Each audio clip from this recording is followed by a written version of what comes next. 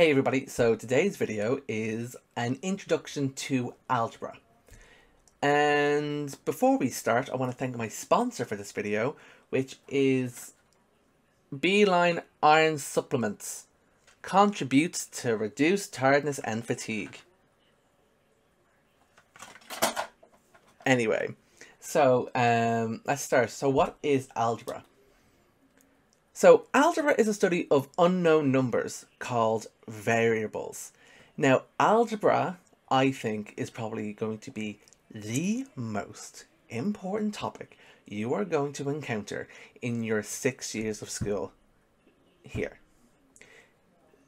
Algebra builds upon itself. If you don't master the skills in first year, you're not going to master the skills in second year, then third year, fourth year, fifth year, and then you're in sixth year, you're freaking out. Even if you manage to skate by in sixth year, you're going to be doing algebra in a lot of your courses. So I recommend putting in the work now, or you will regret it later. Anyway, so algebra is a study of unknown numbers called variables. In arithmetic, our unknown is usually the answer to the sum. So as you see here, 1 plus 2 is equal to blank. Well, we know 1 plus 2 is equal to 3. Hopefully you know 1 plus 2 is equal to 3. Anyway. But in algebra, our problems may look like this, you know. Blank minus 2 is equal to 1. Well, if you just think about it for a minute, something minus 2 is equal to 1. Well, we know the answer is going to be 3 as well. See how it's the same sum, but it's just rearranged differently. So this is usually what our algebraic expressions are going to look like in equations. So you might have seen this in primary school. So using symbols such as a triangle, a circle, and a diamond, right? Sometimes you can work out the value of a symbol. For example, look at this. A triangle plus 8 is equal to 12. Well, we know 4 plus 8 is equal to 12, so that means the triangle is equal to 4. Yeah, easy peasy. You can also use the values of a symbol in a calculation. So for example, if the red circle is equal to 7, 6 multiplied by the red circle is equal to 42. Easy peasy lemon squeezy. Right. We also write in symbols, or writing our expressions in symbols. So for example, you've seen this before. If I tell you 3 more than 5, you know I mean 5 plus 3. If I say 6 less than 14, you know that's 14 minus 6. The same can be expressed as symbols as well. I can say 5 more than square. Well, that can be written as a square plus 5, you know? Or, as we see now as we get into it, 7 more than n can be written as n plus 7.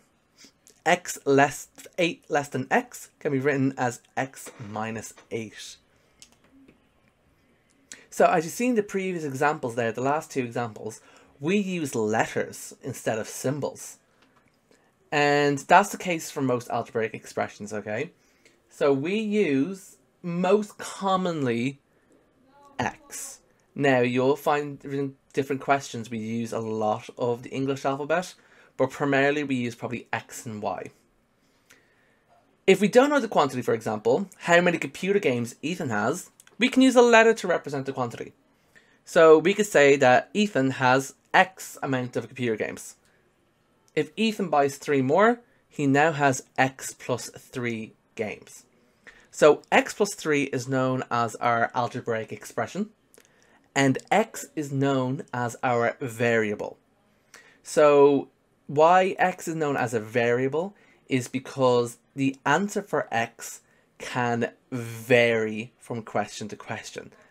X can be used in a lot of different mathematical questions, and X isn't going to be the same constant value in each question. If that makes sense. So it varies. That's what's called a variable. So for example, if I said now, Ethan bought 3 games in a shop. He now has 8 games. How many games did he begin with? Well, we know x plus 3 is equal to 8. So x plus 3 is equal to 8.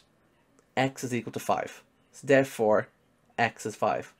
But if I say now, Ethan now has 12 games after buying 3 more, well, our answer is going to change and now x is going to equal 9. So that's why it varies. An important note for when we're doing algebra, you may be used to using the multiplication symbol for multiplication and the division symbol for division. However, in algebra, we write multiplications like this. So if I say 3 multiplied by y, so 3 multiplied by a variable y, I just write that as 3y. I stick them together. Yeah, the default operation in algebra is multiplication. So if you see a number next to a letter, that just means they're multiplied. So 3y is equal to 3 multiplied by y. We can also apply this for numerical answers as well. So I have 2 times 5. Now, I'll have to put parentheses around these numbers because I can't just write 2 and 5 next to each other. Because 2 and 5 next to each other makes 25. And that's not what 2 and 5 equals. But if I put parentheses 2, parentheses 5, then I know I'm doing 2 times 5, which is 10. And finally, divisions look like this. Y divided by 3, we use fractions now, yeah? So y divided by 3 is equal to y over 3. And you've seen that before in class. Right, so here's some key words you need to know for this chapter. So in front of us, we have a algebraic equation, yeah? It's not called an equation because it has an equal sign. Anyway, so the letter part of a algebraic expression or equation is known as the variable, as I described it previously. So in this case, the variable of this equation is equal to x. Then we have the coefficient. The coefficient is just the number that is before a variable. So in this case, 3x, 3 is our coefficient. Yeah. Then when we have a coefficient and a variable and they're, you know, stuck together, that's known as a term. Yeah. So 3x is known as a term. Then finally, we have our constant values, 4 and 28, because 4 is always going to be 4 and 28 is always going to be 28. You know, they're constantly 4 and 28. Because you see here the 3x, well, that can change to anything depending on what x is, you know. And then finally we just have our operator. Our operator in this case is just the addition symbol, you know.